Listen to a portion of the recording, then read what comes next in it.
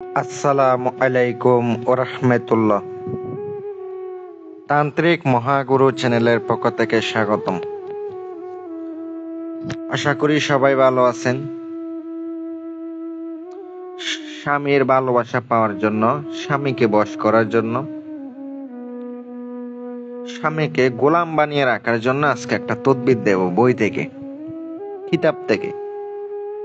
কিতাবের একটি নকশা আমি আপনাদের সামনে আজকে তুলে ধরেছি, নিয়ম সহ তুলে ধরেছি। এখানে গোপন বেদও আছে। গোপন বেদ না জানলে, ওস্তাদের গোপন বেদ যদি না জানেন, কিচ্ছু হব না।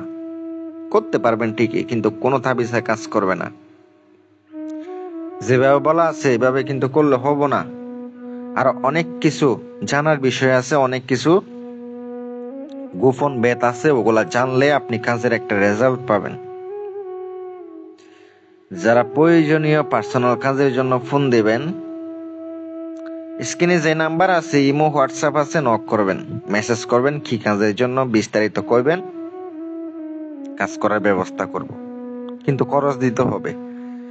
যারা খরচ দিতে পারবেন না, তারা ফোন দিয়া কি কোনো লাভ আছে? কোনো লাভ নাই। কারণ খরচ দিতে না পারলে আমি কাজ করব কেমনে?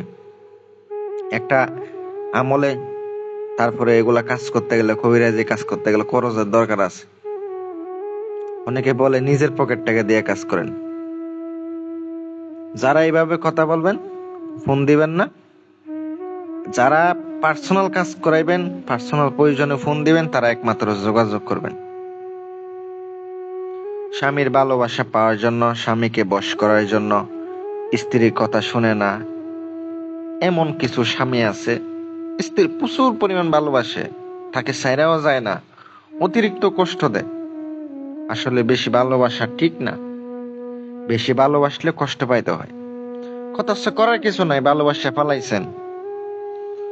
কিভাবে কি নিয়মে করবেন বলে দিতেছি। জুমার দিন, জুমার নামাজের পরে ভালো সময় দেখে পাক পবিত্র অবস্থায় নিম্নোক্ত নকশাটি লিখিবেন।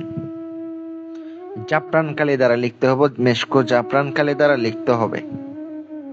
এই জুমার দিনও লিখতে পারেন, রবিবারের দিনও লিখতে পারেন। যারা রাশি অনুসারে কাজ করবেন তারাও করতে পারেন। রাশি অনুসারে কাজ না করলে হবে না। রাশি অনুসারে কাজ করবেন, 100% রেজাল্ট পাবেন।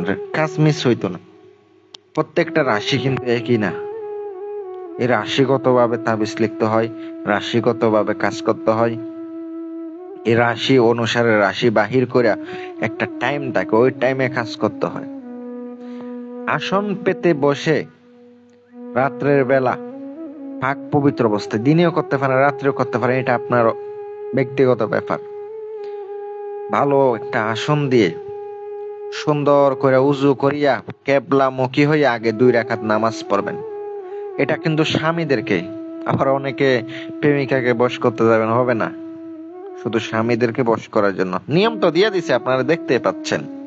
আমি কি ভুল বলতেছি নাকি সঠিক বলতেছি আপনারাই দেখেন।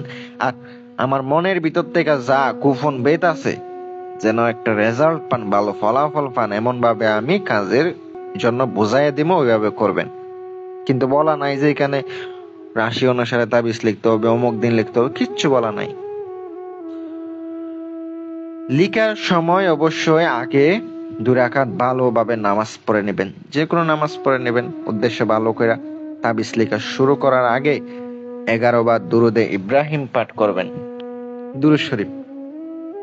আর যারা এটা পারেন না, সাল্লাল্লাহু আলাইহি ওয়াসাল্লাম, এটা পড়বেন 11 বার পরে।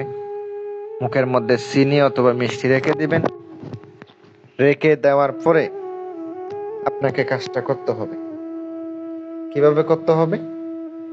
মিষ্টি যখন আপনার মুখের মধ্যে রেখে দিবেন, পরে আপনি আমলটি করবেন। কিভাবে করবেন বলে দিতেছি। মুখের মধ্যে যখন মিষ্টি রাখবেন, লেখার পরে নকশার নিচে মেয়ের নাম, মেয়ের মার নাম, ছেলের নাম, ছেলের বাবার নাম লিখতে হবে। নামগুলা না লিখলে কিন্তু চলবো না। অবশ্যই অবশ্যই নাম লিখতে হবে, সঠিকভাবে লিখতে হবে। সঠিকভাবে লিখলে কাজ হইব। লিখার পরে আপনি জাফরান কালি দ্বারা লিখবেন, যেন পানি দিয়ে ধোয়া মাত্র ওটা পানির সাথে মিশা জায়গা। ভিজাইয়া পান করাবেন, স্বামীকে পান করাবেন। এইভাবে আপনি বেশ কয়েকদিন পর্যন্ত আপনি খাওয়াবেন। একদিনে আপনি ধরে 60টা তাবিজ লিখবেন। লিখার পরে 60টি আপনি সুন্দর করে লিখিয়া পানিতে ভিজাবেন, একটা ভিজাইয়া ধুইয়া আপনার হাজবেন্ডকে খাওয়াই দিবেন, যে কোনো পানির সাথে, যে কোনো ভাবে।